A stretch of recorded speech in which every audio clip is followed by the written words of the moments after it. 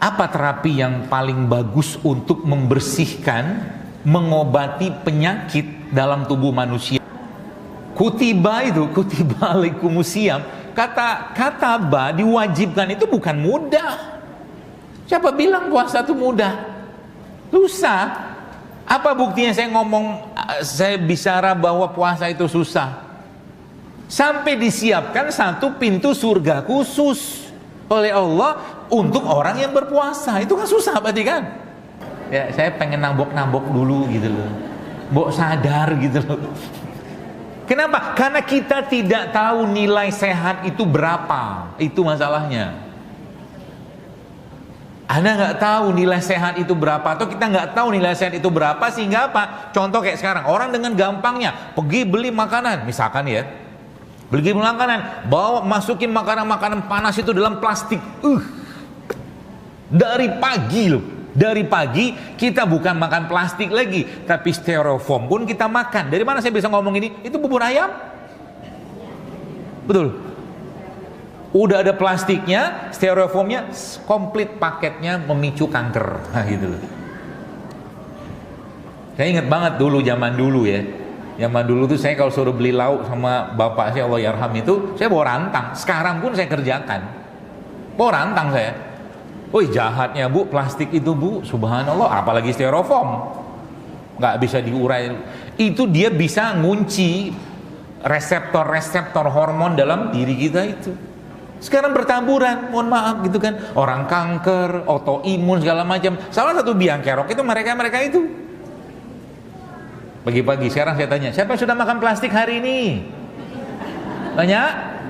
Banyak. Dari mana saya bisa ngomong? Itu sikat gigi plastik. Coba. Ini belum saya bahas yang ke kulit ya. Makanya cukup saya saja yang tahu, yang pusing. Ini gimana ceritanya gitu loh. Apalagi kayak cerita bicara tentang Ramadan, apa puasa-puasa begitu. Lagi buka puasa, banyak kan masjid-masjid yang buka puasanya pakai air kelapa atau wedang serai, wedang jahe, atau lebih banyak masjid buka puasa pakai sirup. Mau saya jawab kan? Sirupnya pun sekarang sudah ada peringatan, jangan dikonsumsi buat anak di bawah 5 tahun, ibu hamil menyusui karena mengandung pemanis buatan. Pertanyaan saya, apakah peringatan itu ada pada air kelapa? Apakah peringatan itu ada pada madu? Lalu kenapa ini dicurigain? Contoh, nih, kunyit nih. Kunyit, jahe kayak begini. Ini kan jadi bahan pencurigaan ya sekarang. Kalau saya makan ini, ginjal saya kayak apa? Kan gitu kan. Nanti serbuknya segala. Itu aja kerjaan kita dari dulu. Sekarang yang terjadi apa? Gak lagi kita mikir, ya. Mungkin kita gak mikir. Katakanlah minum satu apalah, frappuccino, frappe, apalah nama itu kan. Ada nggak? Saya nggak tahu nama itu kan. Nggak mikir itu kalorinya berapa, gulanya berapa, segala macam, belum lagi bahan sintetiknya. Tapi ini ditanyanya detail banget. Ini bahaya nggak kalau saya makan ini? Nah gitu loh. Kita perlu ubah mindset dulu, tuan-tuan. Kalau nggak tahu ceritanya, nanti ujung-ujungnya apa? Belum pernah setahu saya tukang jamu tuh bikin orang sakit. Dengan catatan yang dibawa jamu beneran ya, bukan jamu yang oplosan. Mana ada pernah ceritanya kunyit bikin keracunan? Masalah mindset kita tuh sudah salah dulu dengan ini. Udah dibekali sama setan iblis dengan satu penyakit namanya zon, suuzon terutama. Ya kan? Yang terjadi apa? Ketakutan luar biasa dengan hal-hal yang sehat. Akhirnya sehat itu menjadi sesuatu yang mahal. Padahal sehat itu mudah. Wallah, saya katakan mudah semudah-mudahnya, beneran loh.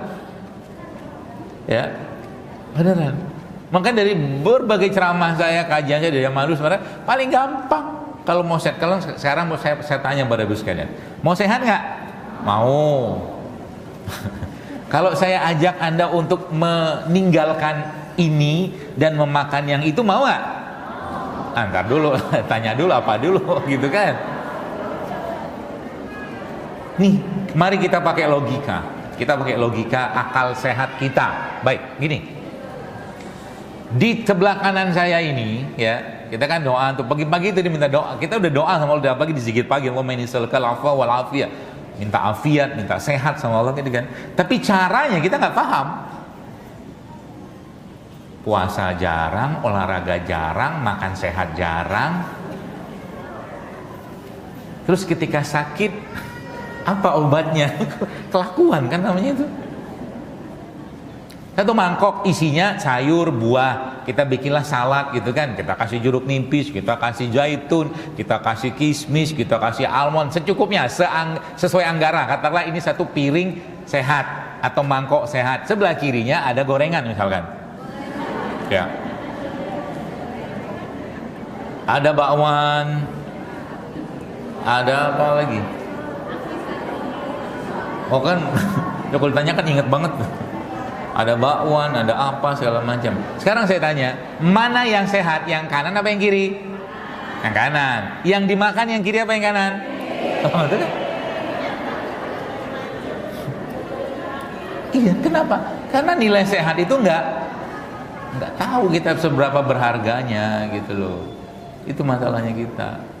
Padahal kalau mau sehat masa Islam itu agama yang sangat sehat. Contoh, Anda mau benerin hormon dalam tubuh Anda. Baik, saya ajarin caranya. Anda mau benerin hormon dalam tubuh Anda, cukup satunya yang kerjakan, rutinkan, jangan dilanggar. Apa itu? Benerin tidur. Benerin tidur. Orang yang kurang tidur itu, orang yang tidak cukup tidur itu, ya, itu ternyata terhubung dengan banyak sekali kemungkinan penyakit, termasuk juga orang yang kurang tidur itu kecenderungan dia untuk overeating, kelebihan atau banyak makan itu besar sekali.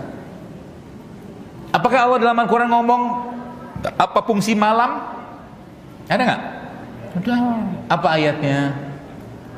Wa ja'alnal laila libasa. Kami jadikan malam itu untuk istirahat. Kan gitu. Makanya jangan dipakai lagunya si abang kita itu. Kecuali Anda ada urusan umat yang Anda bahas. Kalau enggak, Nabi nyontohin. Nah, pertanyaan saya sekarang, apakah Nabi mencontohkan cara tidurnya? Waktu tidurnya dicontohin enggak? Contohin. Kapan Nabi tidur? Aisyah radhiyallahu anha menyebutkan Rasulullah SAW itu ya tidurnya, ya, Nabi itu tidak menyukai tidur antara maghrib dan isya. Nabi nggak suka tidur itu. Itu yang pertama. Nabi itu tidak suka tidur ya antara asar ke maghrib, juga nggak suka. Ya, Nabi itu kalau tidak ada hajat apapun ba'da isya, Nabi SAW tidur. Bangunnya Nabi diatur nggak? Kapan bangunnya?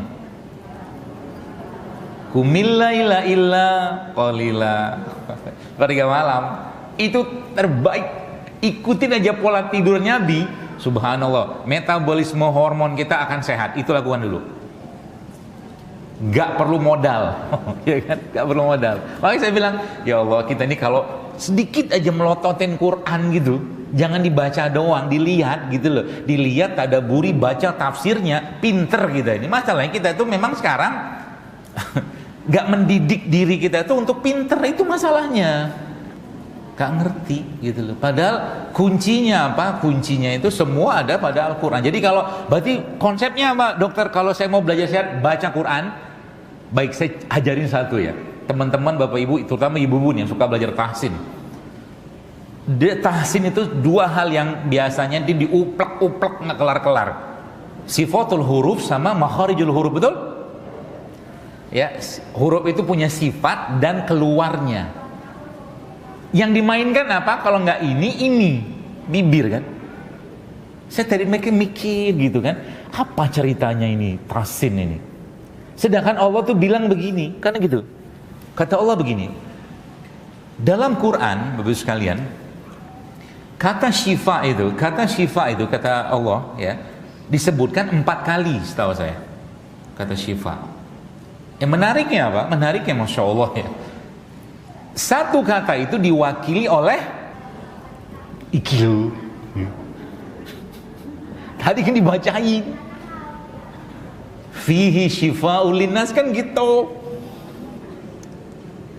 3-nya diwakili oleh apa? 3-nya diwakili oleh Quran. 3:1, Masya Allah kan.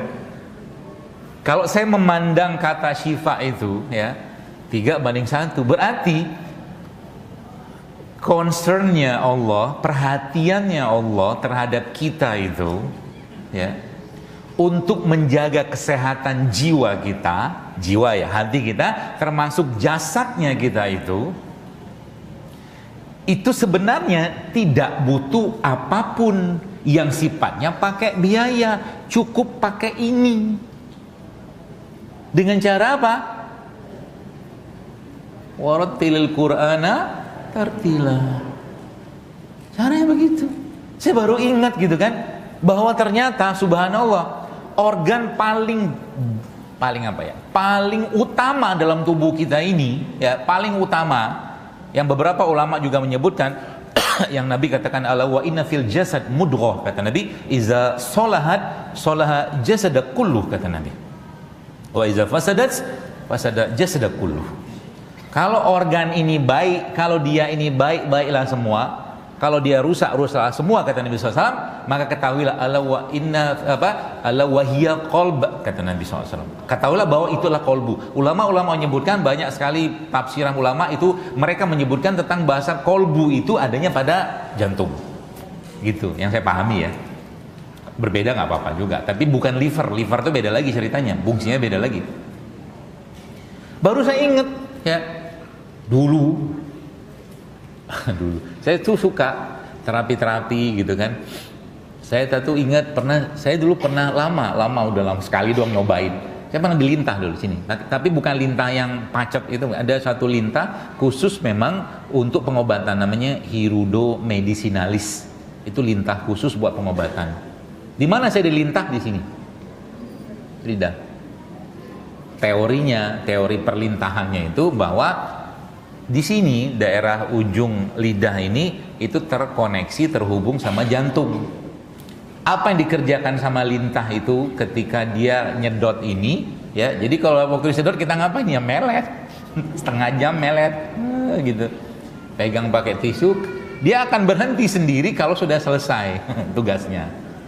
Sama kayak lebah itu juga punya namanya sting bee therapy, sengat pakai lebah ya. Kalau lintah itu dia mengeluarkan zat pengencer darah.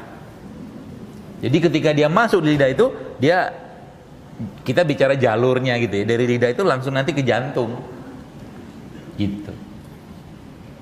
Saya baru ingat lagi, oh iya benar ya, ternyata kalau orang-orang ya yang kena serangan jantung, obatnya ditaruh di mana? Lidah. Jadi lidah ini terhubung sama jantung. Lidah ini terhubung secara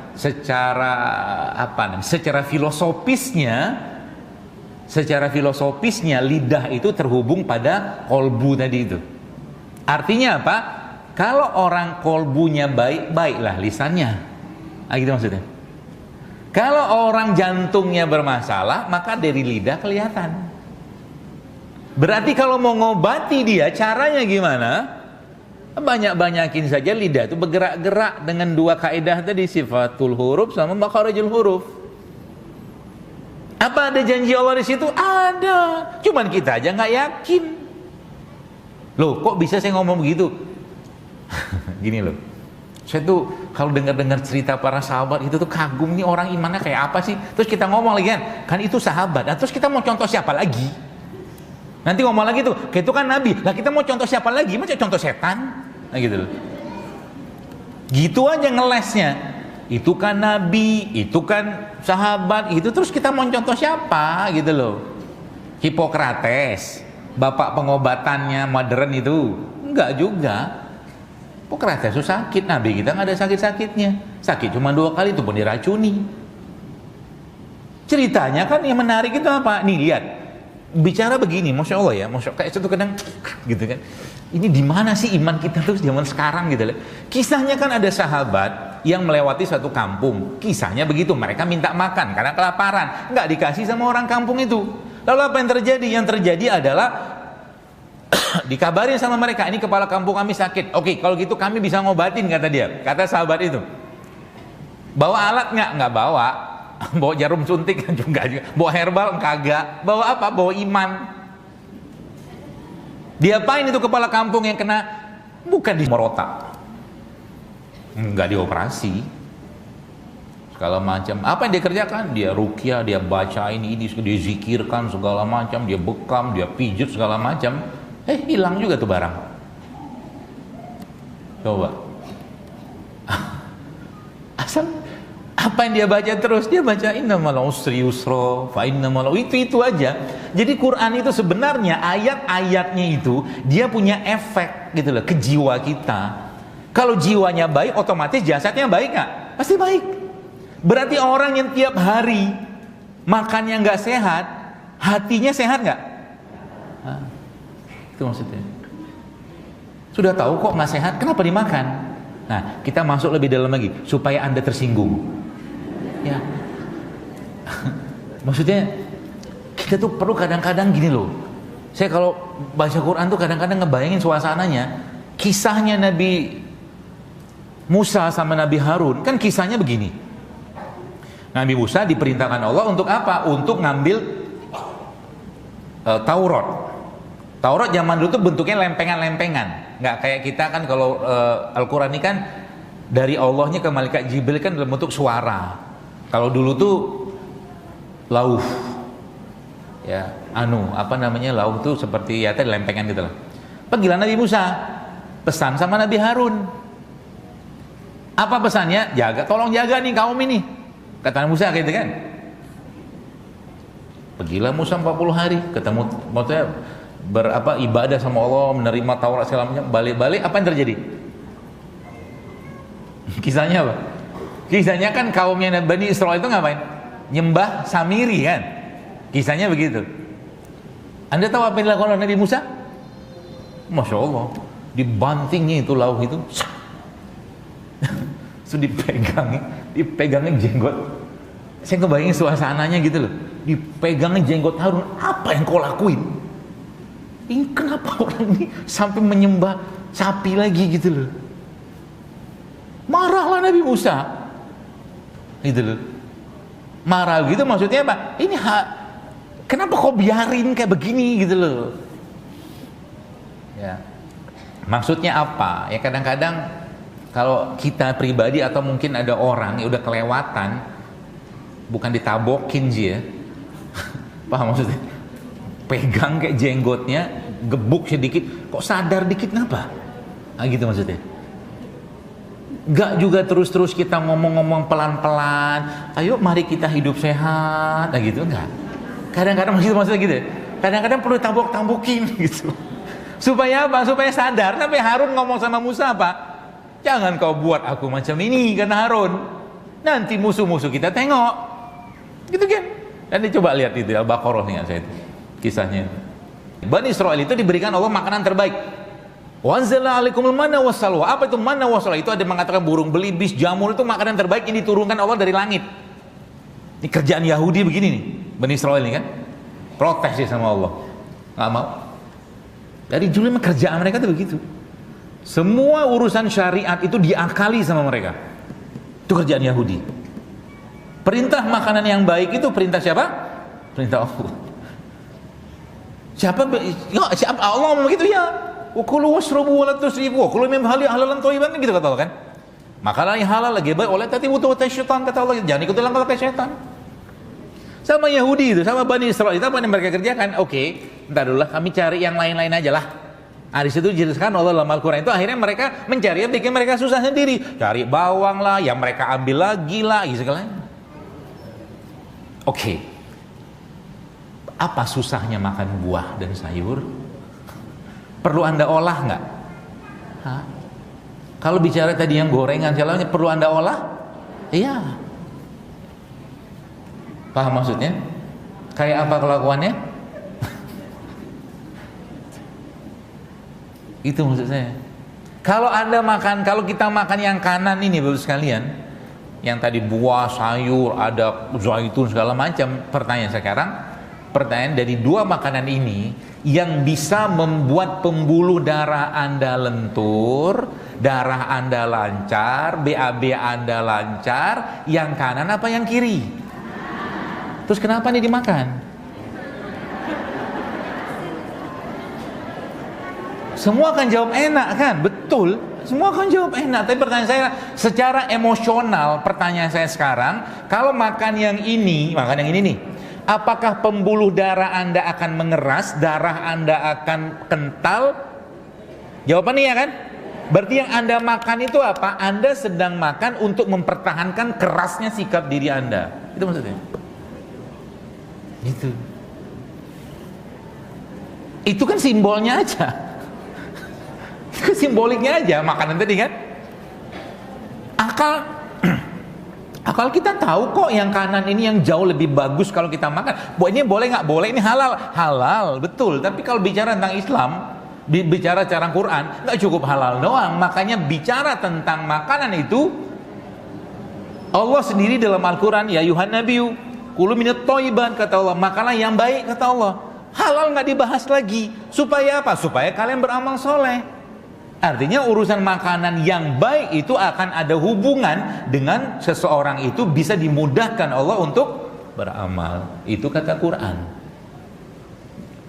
Gitu. Masalah kita itu kan dua, yang dimakan nggak sehat, udah gitu overeating, itu aja. Dua loh. Masalah kita kesehatan kita dalam urusan permakanan ya, yang dimakan itu kebanyakan nggak sehat, banyak minyak lemak nggak sehatnya, kebanyakan gula pasirnya, kebanyakan tepungnya, kebanyakan karbohidrat olahannya, berlebihan pula. Pasti sakit lah. Puasa jarang, olahraga jarang, senyum-senyum kan, itu gue banget gitu kan. La ilaha illallah Muhammadur Rasulullah. Gitu kok minta sehat. Ya, heran zaman sekarang 30 tahun, 20 tahun. Kemarin waktu saya umroh itu saya ngomel-ngomel sama teman-teman jamiah itu. Saya bilang, antum ini bukan antum, banyak sekali kan teman-teman yang belajar di Timur Tengah itu. Balik-balik dari sana pulang bawa gelar 2 huruf itu, tapi dapat gelar juga yang lain, gelar penyakit ini, gelar penyakit itu. Benar loh. Makannya, coba tanya mereka ini makan apa di sana. Kita nggak peduli gitu loh dengan itu. Padahal itu bab yang sebenarnya kalau kita kaji lebih dalam lagi, sampai seorang Nabi Ibrahim saja, waktu Nabi Ibrahim itu mendoakan Makkah, itu ada kata-kata dan berilah rezeki yang baik berupa apa? Buah-buahan loh. Betul? Kita ini kadang-kadang sok-sok modern. Buah tuh bagusnya dimakannya macam mana? Dimakan aja lah, jangan kau jus pula. Kalau di jus naiklah gulanya dia. Gini, contoh ya. Anda ambil nanas, makan tuh cok gitu kan. Bagian yang paling banyak enzimnya pun kita tak makan. Apa itu? Bonggolnya.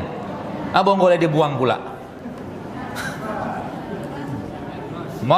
Nanas potong, cep di blender. Gak pakai apa-apa loh, hanya nanas doang, itu naik gulanya. Kalau Anda makan nanas 1 biji, krek gitu, sama nanti coba aja sini, coba iseng-iseng coba makan nanas 1 biji, makan pelan, kasih garam sedikit, oke lah gitu kan. Sama minum jus nanas, nggak pakai apa-apa juga, coba cek gula darahnya. Berarti nggak boleh dong minum jus. Siapa yang melarang? Nanti dibilang saya itu di sana sini kan zaman sekarang kan suka banget potong-potong video kan. Suka banget potong. Jadi kitab suci orang sekarang belajar itu apa? Tips. Apa tipsnya supaya hidup sehat?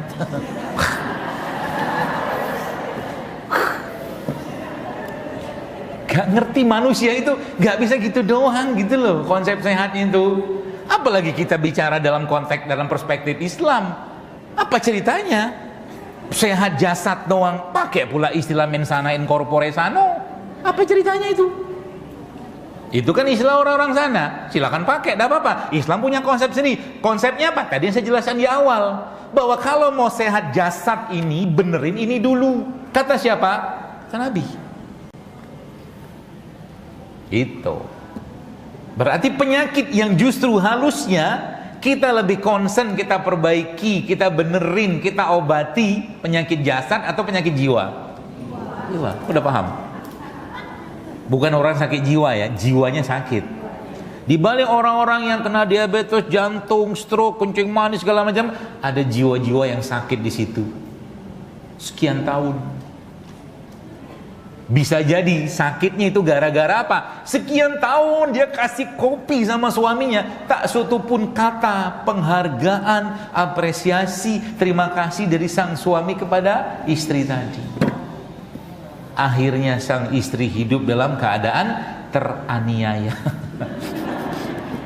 Suami juga sama, gitu juga, diwarisin pula. Karena ini gak dibahas sekarang, tapi mungkin baru akan orang paham. Ingat baik-baik kata 10-20 tahun lagi loh, genetik emosional itu juga diwariskan.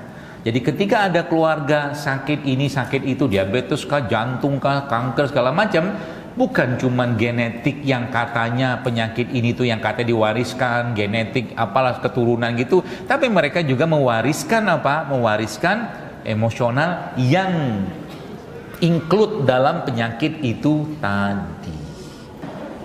Jadi ibu-ibu nih yang maaf ya, yang dengkulnya sudah mulai kelotak gitu kan. Gampang itu obatnya beneran. Saya kasih tahu caranya. Gampang. Anda minum kolagen aja. Nih, yang punya yang jantungnya agak-agak lemot, sendinya agak-agak kelotak-kelotok. Ah, nih pakai ini resepnya nih, bisa. Apa itu? Pakai tulang. Bisa. Tulang apa? Tulang kambing, boleh. Tulang sapi, boleh. Ceker ayam, boleh. Diapain itu tulang? Ah, dibikin kaldu tulang. Katakanlah ini tulang nih, Matt. Anda ambillah, beli tulang ke pasar kan. Tulang tuh murah nggak? Murah sih. Sebenarnya yang murah-murah tuh banyak yang sehatnya loh. Daripada Anda beli, bukan daripada sih, kan banyak orang kan tergila-gila dengan kelapa hijau. Ya kan? Padahal kalau ibu-ibu ya, Masya Allah, bapak-bapak gitu ya, mau badannya itu fresh lagi, beli air kelapa tua aja. Nggak usah beli, mah dibuang. Air kelapa tua tuh masih top, masih keren. Dia air yang sangat isotonik, tinggal Anda tambahkan madu sedikit situ, aduk-aduk bentar, ya, minum. Wush, habis minum air kelapa tua itu, ya. Ini semoga nggak ada abang yang jualan santan yang mendengar ini ya. Dia tahu ini, dia habis ini dia hargai pula itu air. Biasanya begitu. Itu kan sekarang lagi enak daun tuh, apa tuh namanya, kelapa, kan?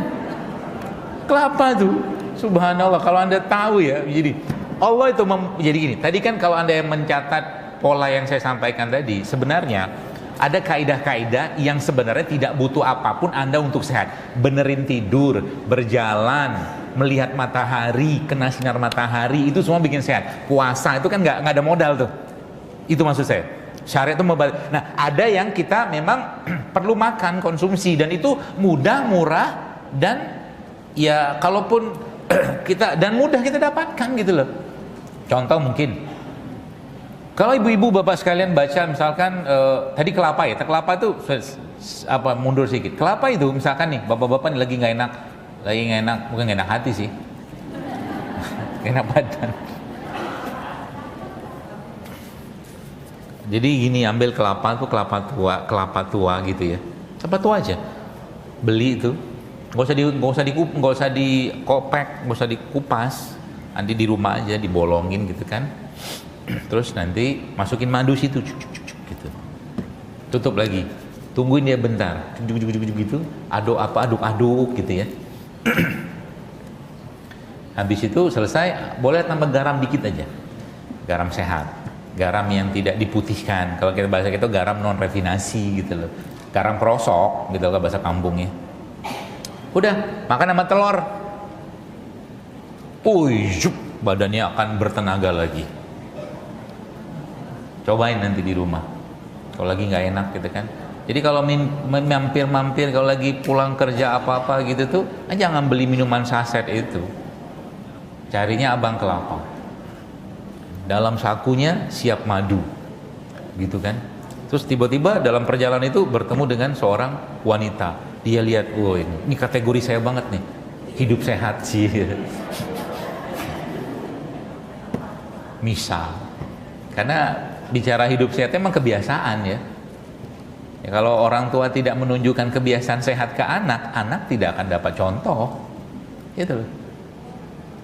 Gitu ya, itu kelapa. Nah tadi sama tuh tadi yang tadi si tulang tadi tuh, tulang kambing, tulang sapi, tulang onta kalau dapat.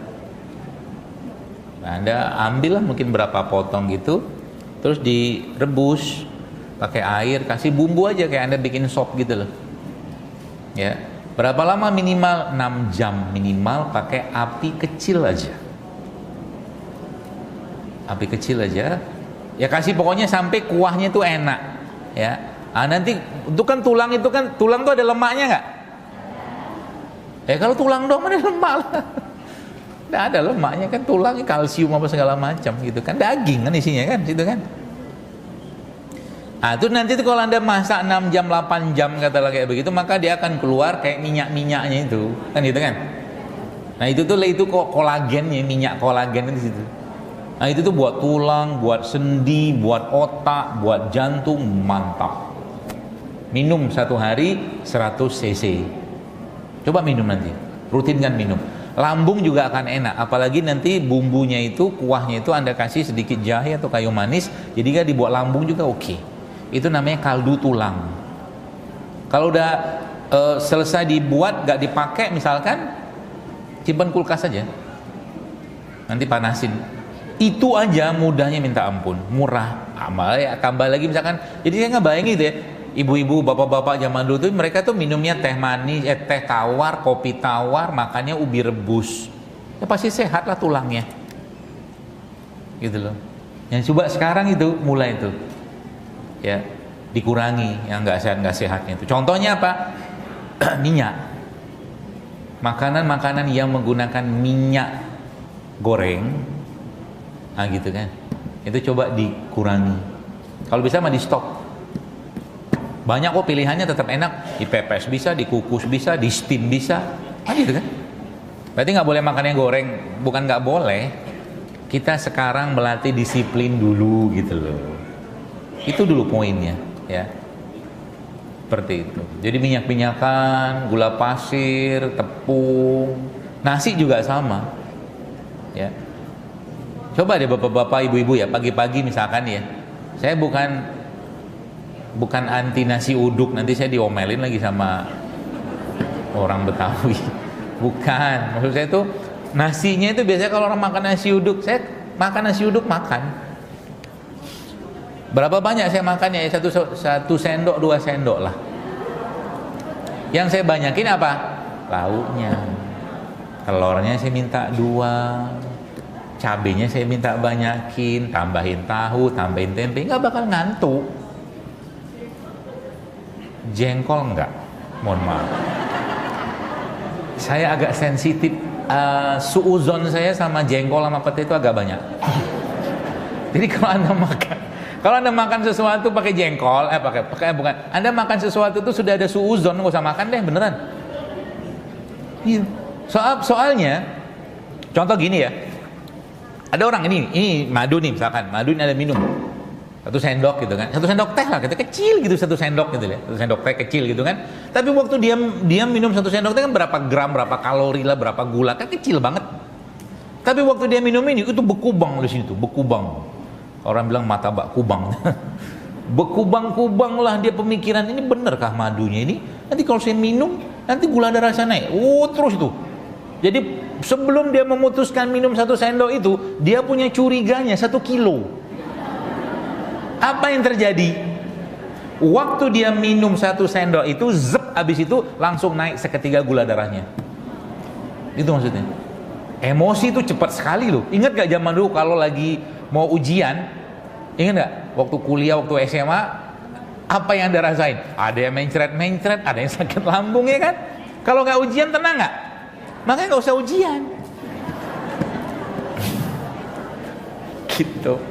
Ya makanya hati-hati. Hati-hati dengan hati. Itu pesannya. Caranya paling mudah. Contoh nih, saya banyak lagi lihat penelitian-penelitian, ada data-data gitu, perempuan yang hidup dengan kasih sayang, itu ternyata sel-selnya itu bagus-bagus banget, beneran. Laki-laki itu diciptakan Allah untuk hidup sebagai sosok yang qawam. Itu fitrahnya. Perempuan diciptakan Allah sebagai sosok yang penuh kelembutan kasih sayang. Langgar 2 fitrah itu, maka pasti sakit jiwanya, pasti akan sakit jasadnya, percayalah. Gitu. Nggak laki, nggak perempuan. Kalau Anda iseng-iseng lihat, saya pernah ke satu rumah sakit waktu ada kajian di situ ya, rumah sakit. Saya masuk ke bangsal cuci darah. Saya lihat banyak laki-laki di situ. Saya bilang, dalam perspektif ilmu saya senyum aja gitu kan. Ya Allah, ini kenapa kalian ini hidupnya teraniaya. Makanya jangan jadi laki-laki yang teraniaya, dan jangan jadi wanita yang teraniaya, sebaik-baik itu. Jadilah, hiduplah dengan fitrahnya masing-masing. Ya, seperti itu. Itu akan menyehatkan jasad kita, akan sehat, hati kita akan sehat. Dan dilatih Bapak sekalian. Ya, perempuan itu memang begitu. Dia kalau belok kanan, ratingnya kiri, ya kan? Mau diapain? Memang kayak begitu. Jadi jangan dimarah-marahin gitu kan di rumah apa-apa. Karena ada beberapa, ada satu joke lah gitu kan. Joke-nya itu katanya wanita itu satu hari bisa mengeluarkan 20.000 kata-kata. Jadi kalau belum tercapai kuota itu dia ngomel aja terus gitu. Biar aja. Suaminya gimana? Nyemen gitu. Gitu ya. Apalagi kan karakter wanita tuh. Jadi gini, penyakit hati itu sedikit kita spill di situ ya. Sebelum kita bahas ini. Kalau ingat. Penyakit itu sampai Nabi itu berlindung loh, sadar nggak sadar kita kan baca doanya, Allahumma inni a'udzubika minal ham wal hazan, wa a'udzubika minal ajzi wal kasal, wa a'udzubika minal jub wal bukhl, wa a'udzubika min ghalabatid daini wa qahrir rijal. Sedih, malas, takut itu kan penyakit.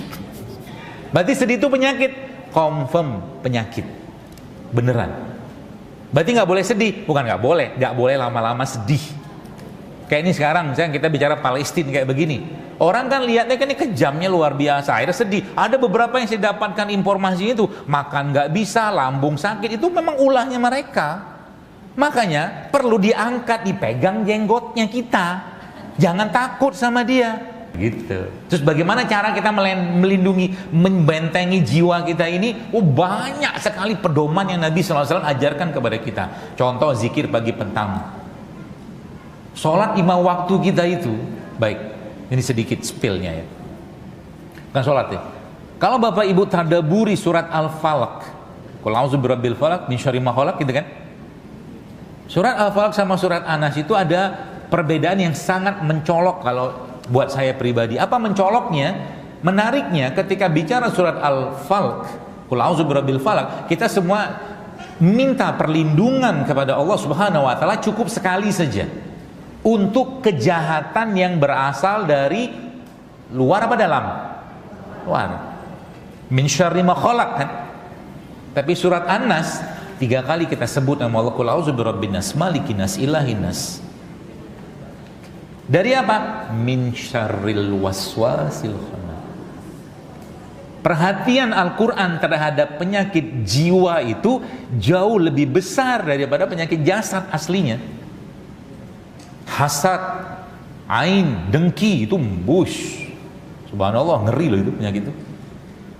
Betul-betul mengerikan. Ya. Proteksi kita gimana? Itulah indahnya syariat. Makanya jangan pernah beranjak dari sholat Anda, melainkan zikir ba'da sholat itu sudah selesai. Karena itu proteksi. Karena di situ kan ada Al-Ikhlas, Al-Falaq, An-Nas kan? Ada ayat kursi kan? Itu proteksi sebenarnya. Berarti bikin sehat gak? Bikin sehat. Implikasinya nanti apa? Jiwa kita tuh tenang, hati kita tenang, lapang, mudah memaafkan gitu loh. Kalau sampai kiamat gak bakal gitu. Orang kayak begitu, ya. Orang kayak begitu ketika dia dizolimi, sebelah dia dizolimi ya, confirm saya harus sampaikan bahwa dia yang bisa kena penyakit lebih berat daripada orang yang menzolimi dia. Percayalah. Kalau orang yang menzolimi dia, confirm juga udah ada argo dosanya. Tenang aja. Allah tidak mau yang dizolimi ini ikut-ikutan jadi setan. Makanya Pak, fa'fu anhum, maafin. Di balik orang-orang yang kena kanker, tumor, kista segala macam itu kalau digali ada penyakit-penyakit jiwanya yang tidak selesai. Gitu. Tidak bisa kita bahas sekarang, terlalu luas ya, dan terlalu vulgar dibahas, nanti bingung ya. Tapi intinya apa? Benerin hati dulu, intinya itu. Caranya gimana? Pakai Quran. Berarti penyakit itu paling banyak sumbernya di mana? Di jantung sebenarnya ya. Buruk sangka kemakan, kebencian dimakan, dendam dimakan, gitu kan, tanpa sadar. Ya, makanya aslinya puasa, kalau Anda lihat sebenarnya yang Allah ingin bersihkan apa? Hati loh. Penyakit yang berhubungan dengan hati itu yang Allah ingin bersihkan dengan puasa. Sebab orang yang sedikit makan atau tidak makan atau tidak minum itu pasti akan terjaga lisannya. Sekarang bagaimana cara Allah menghentikan kita makan? Puasa. Kalau diwajibin, yang dapat hidayah puasa sunnah. Bagaimana caranya Allah lagi menghentikan kita makan? Dibikin sakit. Waktu sakit apa yang terjadi? Tidak bisa makan. Ya kan? Dicabut nikmat makan itu supaya apa? Berhentilah makan dulu gitu loh. Waktu sakit itu barokah nggak? Oh barokahnya, mustajab itu doanya itu. Ya, ngedatangin orang sakit dan jenguk orang sakit aja masya Allah ribuan malaikat ada. Nah gitu. Jadi udah bener nih kayak begini, makanya panduan-panduan syariat itu ikutin aja. Itu kaidahnya. Makanya saya bilang tuh mudah sebenarnya, asal kita mau aja. Ya. Salah satu cara untuk menghilangkan apa ya? Sekarang tuh kan ada orang penyakit pengen tahu urusan orang gitu loh. Kepo. Iya. Setelah tahu apa yang terjadi, Anda makin tenang atau makin gelisah? Nah, udah tahu jawabannya. Nabi udah kasih tahu belum? Udah. Ya, nggak usah ikut campur urusan yang bukan urusanmu, kata Nabi. Itu. Ngapain juga tahu? Jadi jangan di depan Allah itu tunjukkanlah kehinaan kita. Tunjukkan. Ini tips kan, suka tips kan? Ini tips. Di depan Allah itu tunjukkan kehinaan kita, tunjukkan kebodohan kita, ngakulah kita itu serendah-rendahnya di hadapan Allah, maka dengan cara itu Allah akan angkat kita. Beneran. Ya Allah, aku nggak tahu cara ngobatin penyakit ini ya Allah. Nggak tahu ya Allah. Beri aku petunjuk. Tiba-tiba tuh ada, tiba-tiba depan rumah ada daun kelor dimakan, dia sembuh juga tuh penyakit. Yang dibutuhkan itu sebenarnya apa? Kepasrahan. Wallah, kepasrahan. Saya banyak ketemu orang kadang-kadang ini yang diobatin apa, yang sembuh apa, obatnya apa, ini tanya apa, sehatnya gitu. Contoh begini lihat, ini masya Allah buat saya ya, ajaibnya luar biasa. Minumnya buat ini, dapatnya ini. Kenapa? Di dalam ini banyak anunya. Jadi kalau udah minum nganu begini, dapat banyak anunya gitu. Ya maksudnya, waduh, ajaib mereka nih sekarang. Ya, saya bilang ajaib kenapa? Memang negeri kita ini kan negeri rempah. negeri rempah, negeri rimpang. Cuman kita apa ya, dibuat nggak percaya sama kayak beginian. Gitu. Anti aging, nih yang suka agingan, ini kunyit anti aging. Gitu. Buat apa? Buat tulang. Banyak, ini juga bisa nih, jahe sama serai juga bisa buat tulang, tambahin lengkuas sedikit, jadi juga tuh barang. Syaratnya apa? Dibuat dan diminum. Jangan didengar saja. Murah nggak? Murah. Mentok-mentoknya lagi males-males ngapa-ngapain tuh bumbu dapur modal goceng tuh kan. Bumbu dapur goceng kan? 3.000 kalau beberapa. Yang isinya tuh ada daun apa segala macam. Itu aja Anda minum tiap hari. Allahu Akbar, sehat. Beneran. Banyakin puasa, makannya bener, minum kayak beginian. Coba aja lihat yang terjadi. Tuh turun tuh segala macamnya, kolesterol segala turun. Pagi-pagi jalan, tiap hari mulai rutinin pagi-pagi jalan. Udah. Bapak-bapak mulai rutinin push up. Jadi katakanlah kayak begini Bos sekalian ya. Nih, salah satu yang saya sering bikin di rumah nih. Kunyit gitu ya. Kunyitnya dikupas nggak kulitnya? Kalau saya sih nggak, cuci bersih aja. Ini kan ramuan sederhana banget ya. Kemudian jahe, terakhir ini saya suka kasih pandan, bikin sendiri aja. Gitu. Terus kadang saya kasih serai dikit. Kalau ditambahin daging, jadi rendang. Iya kan? Makanya sebenarnya saya kasih tahu, kalau Anda lagi makan lauk-lauk yang berkuah itu, minum kuahnya. Itu banyak banget bumbunya, serius. Pindang misalkan tuh, ya kan? Jangan di itu kuahnya itu, masya Allah tuh bumbu semua itu. Ya, gini doang modalnya. Gitu, kasih air panas. Berarti kalau saya nggak ada air panas gimana? Diekstrak aja. Apa susahnya bikin beginian? Gak ada susahnya sebenarnya kan, cuma males aja. Males itu penyakit nggak? Oke, saya bilang penyakit kejiwaan. Nabi berlindung nggak? Berlindung dari malas, serius.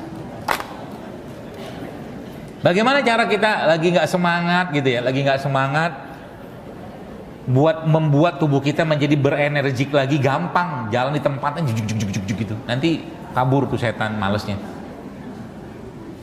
Atau teriak-teriak dikit. Kalau ada pohon-pohon gede, peluk aja pohonnya.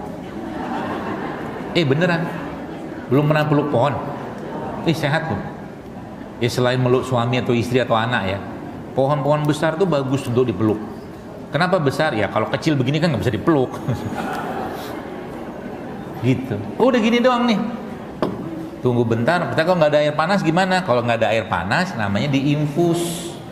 Nih, masukin nih jahenya gitu kan, kasih air. Gini, ya tunggulah beberapa jam. Terinfus dia. Makanya kalau nanti suami-suami itu lagi pergi kerja, sangguin aja kayak beginian, pakai tumbler kalau yang mau panas. Kalau nggak pakai beginian, masukin dalam air biasa, masukin ke dalam masukin di situ ya rimpang-rimpang itu banyak-banyak, sehingga dia minum air rimpang yang di situ ada mineral, ada vitamin, ada zat anti kanker segala macam. Itu buat minuman hari-hari. Mentok-mentok gimana? Ini madu nih. Ya. Kalau saya biasa tuh kan madu kayak begini nih. Kayak tadi pagi saya minum madu, kasihin jeruk nipis, terus saya kasih chia seed. Udah. Kalau nggak ada chia seed, pakai selasih. Mirip-mirip aja. Gitu. Terus diaduk. Kemarin saya kasih tahu sama istri, tolong belikan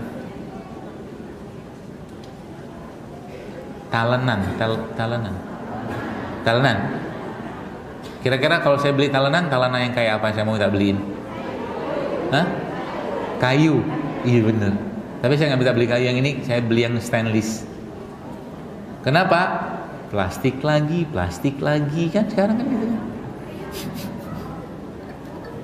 Coba di rumah yang hubungan sama permasakan itu, yang plastik-plastikan di stop, diganti semua. Nanti kapan-kapan kita bahas itu. Alat-alat, kalau dibuka datanya ngeri loh. Berat itu masalahnya, urusan perplastikan itu tuh. Makanya nanti yang biasa jajan-jajan yang berkuah-kuah itu, yang jajan berkuah-kuah itu, saran saya bawa rantang aja. Tetap plastik is plastik meskipun tahan panas, kan gitu kan bahasanya kan? Food grade apa? Jangan sebut merek lah. Kalau dia plastik, tetaplah plastik. Kalau saya di rumah pakai rantang yang itu dulu, yang ada gambar ayam itu. Atau kalau enggak rantang stainless. Bahkan saya pengen beli apa ya? Beli tekwan gitu kan. Ya. Apa saran dokter untuk obat herbal untuk mengatasi flu dan radang? Banyak. Ini bisa, tapi ini nanti, ini aja belum kejawab. Tadi itu saya takjub gitu kan, kajian belum dimulai, pertanyaan sudah ada. Kemarin tuh guru saya bilang begini, dia cerita begini ke saya. Dia ada pasien gitu kan, cerita. Jadi pasien itu sama dia disuruh ngapain coba? Ibu, bisakah ibu sehari ketawa 10 kali? Beneran? Ketawa 10 kali. Terus kan kita mikir kan, apa yang saya harus tertawakan? Iya kan? Karena untuk tertawa itu kan butuh stimulus kan, entah lucu kayak yang didengar, dilihat segala macam. Jawaban dia itu membuat saya itu bingung gitu kan. Bingungnya tapi memang bisa dikerjakan, tapi itu efeknya dahsyat banget. Apa itu? Tertawakanlah dirimu sendiri, kata dia. Coba nih, Anda sekarang udah ngaji ya, udah bener lah gitu kan. Udah bener lah gitu kan. Coba inget zaman dulu masih bodoh-bodohnya. Ngerjain ini, ngerjain, ketawa sendiri kita. Iya, kenapa gue bodoh ya zaman itu ya? Ketawa gitu kan. Tapi ending dari ketawaannya apa coba? Nangis, beneran. Apalagi itu bahasanya kita lagi berdoa gitu kan. Kok aku dulu bodoh banget nih ngerjain itu ya. Ketawa awalnya. Itu bagus buat merilis sebenarnya. Ya begitu. Saran. Jadi nanti makanya sering-seringlah tersenyum. Ya, baik tersenyum sendiri atau tersenyum sama orang lain. Gitu. Kan zaman sekarang kan banyak orang lihat handphone senyum-senyum aja gitu kan. Ketawa-ketawa gitu. Senyum paling bagus, tertawa paling bagus itu kalau kita berinteraksi sama orang. Coba deh beneran. Ya. Itu. Baik. Radang, ini bisa pakai. Ini bisa buat radang tapi Anda tambahkan dengan lada hitam. Bisa. Kunyit sama lada hitam. Apalagi buat radang dan flu kayak begitu, bawang putih itu juga bisa buat radang. Ini juga bisa anti radang, jahe sama serai. Banyak lah insya Allah ya. Salah satunya itu. Di usia berapa katarak itu akan datang? Tidak tahu. Ya tergantung ya, karena mata itu organ yang kalau kita pakainya benar, dia bisa bertahan lama. Ya, benar tuh maksudnya gimana? Contoh nih, mungkin ada orang yang tiap hari terpapar dengan blue screen handphone, komputer, tablet, laptop segala macam, itu pasti akan masalah ini. Makanya saya di usia saya sekarang begini, normalnya kalau pakai teori saya harus pakai kacamata. Normalnya, saya nggak mau. Sudah pakai kacamata sekali, nggak ada ceritanya kacamata itu membuat kita nggak bisa lepas. Kecuali mungkin sekarang teknologi laser itu lain cerita lah. Tapi biasa naik terus biasanya. Makanya saya nggak mau manjain. Ya, caranya gimana? Saya latihan aja mata ini, lihat jauh, lihat dekat, lihat jauh, lihat dekat, gitu aja. Terus kalau baca-baca tertentu itu ya tambahin cahaya kalau saya. Jadi kayak Saya datang ke dokter mata atau tempat toko kacamata masih bisa baca sampai yang ujungnya itu masih bisa baca. Ya karena emang dirawat ya, kita bisa rawat. Juga dengan nutrisinya juga nggak apa-apa. Bisa juga nggak apa-apa. Saya ada keluhan sering masuk angin, ya olahraga, berjemur, berkeringat, nanti hilang masuk anginnya. Masuk angin tuh karena anginnya masuk, ya kan? Terus diapain? Dikeluar? Dikerok, Ustaz. Ya bener. Ya kalau anginnya masuk, keluarin. Cara ngeluarinnya gimana? Kasih matahari. Kalau nggak kasih rimpang-rimpang herbal-herbal yang panas. Jahe, serai, ketumbar, kayu manis, kapulaga, itu kan panas. Nanti dia buang keringat. Nanti habis minum itu apa yang terjadi? Ya keringetan. Udah sehat lah itu insya Allah. Apa saran buat anak yang remaja yang banyak jerawatnya? Gini, dalam perspektif saya ya, kulit itu adalah cerminan perut. Jadi kalau kulitnya bagus, perutnya bagus. Jadi yang jerawatan itu boleh nggak kita benerin jerawatnya? Boleh, secara bagian luar sih tidak apa-apa. Cuman yang perlu dibenerin juga adalah perbaiki perutnya. Berarti tambah lagi.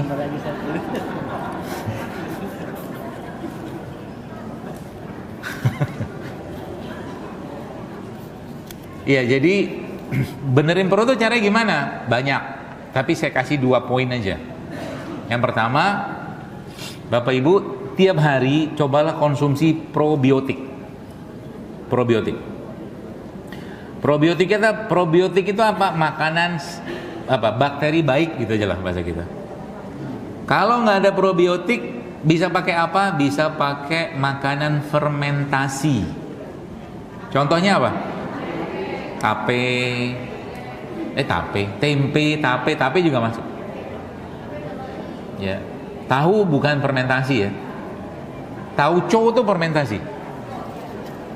Miso itu fermentasi. Apalagi ya? Banyak sih. Pokoknya makan yang bersifat fermentasi. Kalau yang sekarang bagi banyak dari Korea itu kan kimchi. Nah, itu fermentasi itu. Gitu ya. Itu satu P dan satu P. Satu probiotik, satu prebiotik. Satu probiotik, satu prebiotik. Kalau probiotik itu apa? Probiotik itu ya mungkin bahasa kita gampang itu bakteri baik, udah gitu aja. Prebiotik itu seratnya. Makanan buat si bakterinya. Nah gitu loh. Jadi contoh probiotik itu apa? Ya tadi ya, makanan fermentasi itu bakteri-bakteri baik lah itu ya. Kemudian contoh prebiotiknya apa? Ini prebiotik, ini makanan, ini serat sebenarnya. Kurma, sayur gitu tuh serat, ya. Termasuk ini pun sebenarnya kalau saya ya saya suka mengatakan juga prebiotik, ini juga buat makanan buat mereka gitu loh. Gitu. Jadi misalkan ada makan tempenya dicocol pakai madu misalkan, nggak usah digoreng. Cari tempe yang bener ya, tempe yang bagus ya. Tempenya cocol pakai madu, kasih kurma, minumnya kayak begini, oh sehat lah badan nanti lama-lama. Gitu. Bagaimana cara mencegah pengeroposan tulang tadi? Yang pakai kaldu tulang tadi itu. Ya. Dan kurangilah makanan-makanan yang bersifat asam. Contoh makanan sifat asam, makanan digoreng itu asam. Makanan yang digoreng itu sifatnya asam. Ya. Dan biasanya begitu. Contoh misalkan ya apa ya? Ubi singkong gitu, kalau Anda goreng keasamannya naik, apalagi menggorengnya pakai minyak goreng sawit gitu loh. Ya. Seperti itu. Terus minum si kaldu tulang tadi tiap hari. Apa saran buat menurunkan gula darah? Ya yang kalau nggak makan apa-apa ya puasa. Puasa apa? Puasa Senin Kamis, puasa Daud, puasa Ayamul Bid, puasa lah pokoknya. Itu efektif banget. Cuman kata kuncinya adalah perbaiki makan di sahur sama bukanya itu loh. Ya. Adakah herbal yang bisa kita pakai untuk menurunkan gula darah? Banyaknya minta ampun. Kayu manis bisa, sambiloto bisa, brotowali bisa, pare bisa, mahoni bisa, apalagi kunyit juga bisa, teh pegagan juga bisa, ya. Yang mudahnya buat Anda aja, ya. Jadi mereka tuh punya karakter bahkan daun ubi jalar pun bisa. Daun ubi jalar, daun salam. Jadi sebenarnya banyak banget ya yang kita bisa pakai untuk kalau urusannya sama gula darah tadi, ya. Tapi salah satu yang paling efektif setahu saya, salah satu yang paling efektif itu adalah berpuasa. Itu efektif banget. Tambah dengan apa? Tambah dengan latihan beban. Latihan beban. Ibu tahu pull up. Ya pull up, Masya Allah kalau bisa pull up, ya. Latihan aja. Apa contoh latihan beban tuh? Ya squat, plank, push up. Coba nanti di rumah latihan tuh. Latihan pelan-pelan, ya. Push up-nya, ya. Planknya dilamain, squatnya dibanyakin. Nanti lama-lama kalau bisa tembus sehari 100, percayalah itu tulang akan kuat banget. Sehari 100. Dicicil setiap waktu sholat 20 kali. Ya, push up itu tanpa biaya sama sekali, ya. Terus badan itu digerak-gerakin ya. Jadi kayak pagi biasanya kalau menjelang syuruk itu salah satu kerjaan saya itu. Termasuk ini. Nah ini ilmu barunya, bukan ilmu baru sih. Udah lama sih. Jantung itu sangat relate dengan kekuatan betis jantung. Maka perkuatlah otot-otot betis. Caranya gimana? Pergi ke gym? Enggak juga. Di rumah juga bisa. Dengan cara apa? Mulai latihan jalan jinjit. Jalan jinjit. Tuh. Kemudian jalan begini, pakai ini nih. Pakai tumit. Ya. Yang terakhir jalannya begini. Miring. Itu akan memperkuat otot betis. Ya kalau ada alat di rumah sih alhamdulillah. Tapi kalau nggak ada alat caranya begitu. Terus apa lagi? Nah ini nih. Jalan, coba satu hari itu coba 20 langkah aja jalan jongkok. Jalan jongkok. Itu Masya Allah efeknya luar biasa. Otot-otot panggul, paha semua akan kuat. Ya, mudah kan? Jongkok ya kayak orang jongkok jalan. Ya. Nanti yang ibu-ibu yang udah agak susah mungkin pelan-pelan aja, pegangan sama dinding, turun pelan-pelan. Itu. Yang kalau di rumah ada alat atau ada barbelnya itu juga bagus. Latihan gini. Diperbanyak massa ototnya. Gitu. Itu bagus banget buat memperbaiki toleransi gula dalam darah. Baik, saya kira mungkin itu ya, sekalian. Mudah-mudahan